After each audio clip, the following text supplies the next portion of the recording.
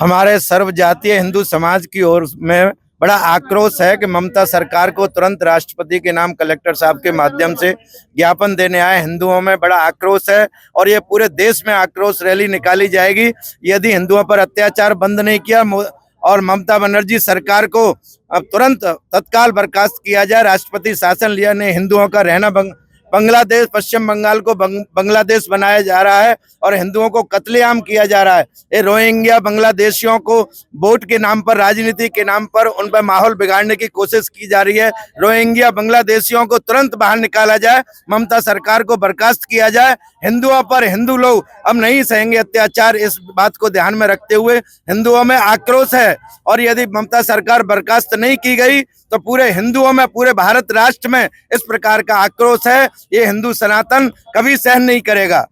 भारत माता की। केंद्र में बीजेपी की सरकार। एक बहुत अच्छा प्रश्न माननीय अशोक जी ने किया है कि केंद्र में मोदी सरकार है, उसके बावजूद ये अत्याचार क्यों हो रहे हैं।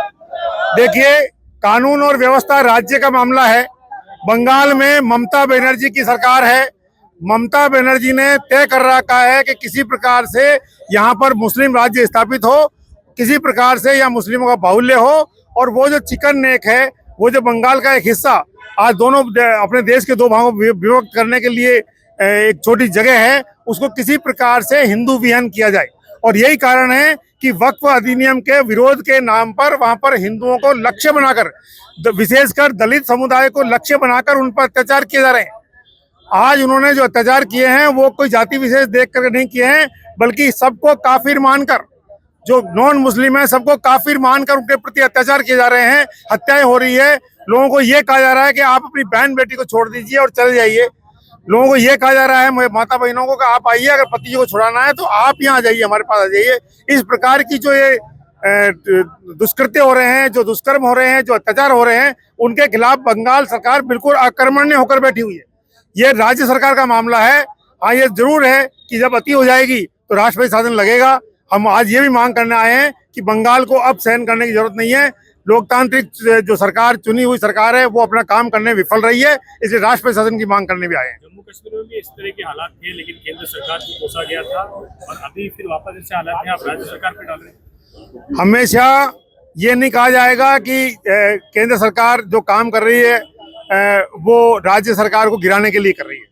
आज ये सही है कि लोकतंत्र तरीके से जो चुन के आई है सरकार, उस सरकार को एक पूरा मौका दिया जा रहा है। उस सरकार को कहा जा रहा है कि आप अपने राज्य में कानून व्यवस्था संभालिए, लेकिन नहीं संभालेंगे तो वो भी एक हत्यार होगा। वैसे सरकार जब जिस स्तर पे जब चाहेगी वो करेगी, लेकिन हमारा काम मांग करना है। हम मांग कर रहे हैं और यही मांग कर रहे हैं, केंद्र सरकार से भी मांग कर रहे हैं कि वहाँ स्थिति नहीं संभलती है तो राष्ट्रपति शासन लागू हो। जी बताइए, आज पश्चिम बंगाल में जो नरसंहार हिंदुओं का हो रहा है, उस सारे नरसंहार को देखते हुए सारा हिंदू समाज विक्षुब्ध है।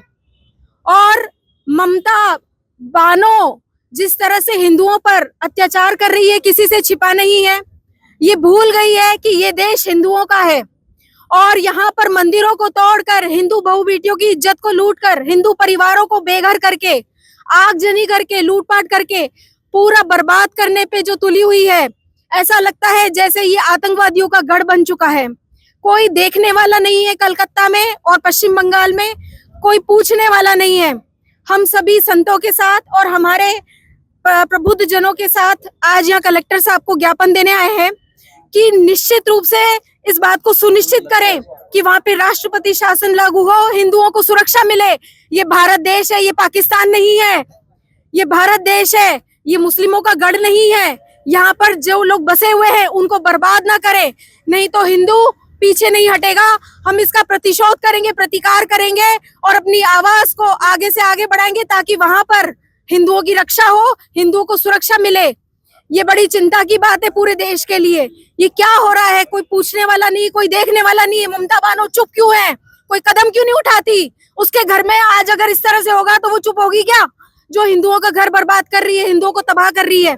इसीलिए हम सब लोग आज यहाँ ज्ञापन देने के लिए आए हैं कि जल्दी से जल्दी वहां पर राष्ट्रपति शासन लागू हो, हिंदुओं को सुरक्षा मिले और हिंदू परिवारों को सुरक्षा के साथ साथ उनके जो घर बर्बाद हुए हैं, परिवार बर्बाद हुए हैं, तबाह हुए हैं, उनका भरपाई करे। केंद्र में मोदी सरकार है, हिंदुवादी सरकार है, क्या लगता है उस दिशा में कोई काम नहीं हो रहा है? आपकी मांग वहां तक नहीं पहुंच रही? मोदी सरकार को काम करना पड़ेगा। मोदी सरकार ने ये विश्वास दिलाया है कि वो हिंदुओं की रक्षा करेंगे। वो तो सबकी रक्षा करने की बात करते हैं। क्यों चुप बैठी है सरकार? क्यों नहीं आगे आती? और अगर राष्ट्रपति शासन लागू करना है तो वो चुप क्यों है? रुक क्यों रही है? राष्ट्रपति शासन लागू करने में देरी क्यों हो रही है? क्या बात की मजबूरी है? मुझे ये समझ में नहीं आता। किस चीज के लिए दबाव में आ रही है? मेरा ये अनुरोध है मोदी सरकार से कि मानवता की रक्षा के लिए आगे आए। औरों की रक्षा तो वो कर ही रहे हैं, मानव सेवा, हिंदुओं की सेवा करें। थोड़ा बोले, वहां पे कदम उठाए, कोई सख्त कदम उठाए।